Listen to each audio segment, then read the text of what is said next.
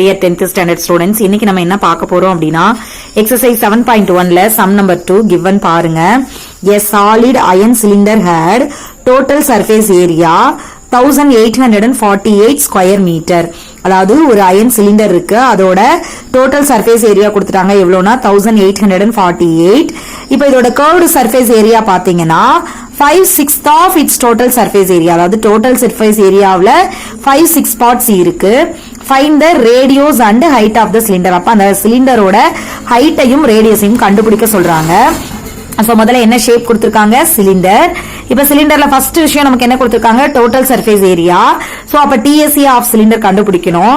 So DSC of cylinder எவ்வளவுன்னு கொடுத்துட்டாங்க? 1848. DSC of சிலிண்டருக்கு ஃபார்முலா தெரியும் தானே? 2πr into h plus r. அதோட வேல்யூ எவ்வளவு? 1848.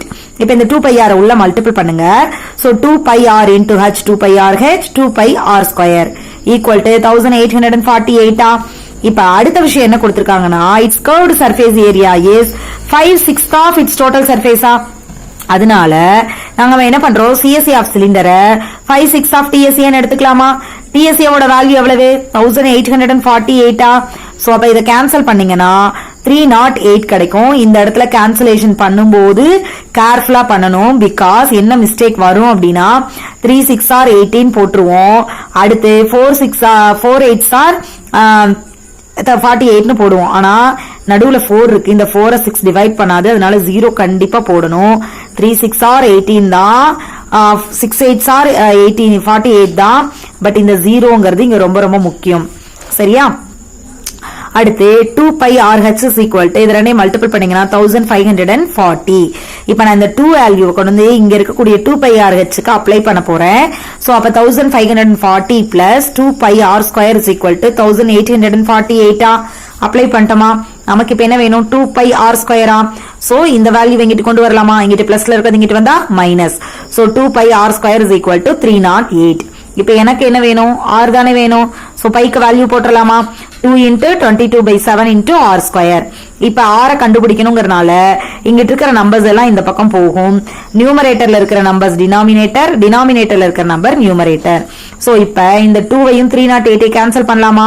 15 2s are 30, 4 2s are 8. Again இந்த 154ஐயும் 22வையும் கேன்சல் பண்றேன் 11 டேபிள்ல. 2 11s are 22. இங்க 14 11s are 154. So 14 into 7 by 2 இருக்கு. அகைன் இந்த 2வையும் 14ஐயும் கேன்சல் பண்ணுங்க. 7 2s are 14. r square is equal to 7 into 7. But நமக்கு r தானே வேணும். அப்ப r ஓட வேல்யூ 7 மீட்டரா. இப்ப இந்த r ஓட வேல்யூ எடுத்துட்டு வந்து ஈக்குவேஷன் நம்பர் 2ல போட்டோம்னா நமக்கு h கிடைச்சிருமா? So substitute r is equal to 7 in equation number 2. So 2 அந்த 2 பைக்கு பதிலா 22/7 இன்டு ஆருக்கு பதிலா 7 இன்டு h அப்படியே இருக்கு. ஈக்குவல் டு அந்த பக்கம் 1540. இப்ப இந்த 7 கேன்சல் பண்ணிடலாமா? ரிமைனிங் இருக்கக்கூடியது 2 into 22 into h. நமக்கு என்ன வேணும்? h தானே வேணும். சோ இந்த 2 into 22 இங்கிட்டு கொண்டு வந்துடலாமா? இப்போ கேன்சல் பண்ணலாமா? கேன்சல் பண்ணீங்கன்னா பாருங்க 22 11 டேபிள்ல கேன்சல் பண்ணீங்கன்னா 2 11s are 22. 154 11 டேபிள்ல கேன்சல் பண்ணீங்கன்னா 14 11s are 154. இந்த 0க்கு 0 போடலாமா? அகைன் இந்த 2வையும் 140யும் கேன்சல் பண்ணலாமா? 14 கேன்சல் பண்ணீங்கன்னா 7 2s are 14. இந்த 0க்கு 0. அகைன் 2வையும் 70யும் கேன்சல் பண்ணலாமா? 35 2s are 70. So height is equal to 35 centimetre. Radius நமக்கு என்ன கிடைச்சது? 7 metre. h is equal to 35 centimetre. Finally நீங்க எடுத்து எழுதிருங்க. Thank you students.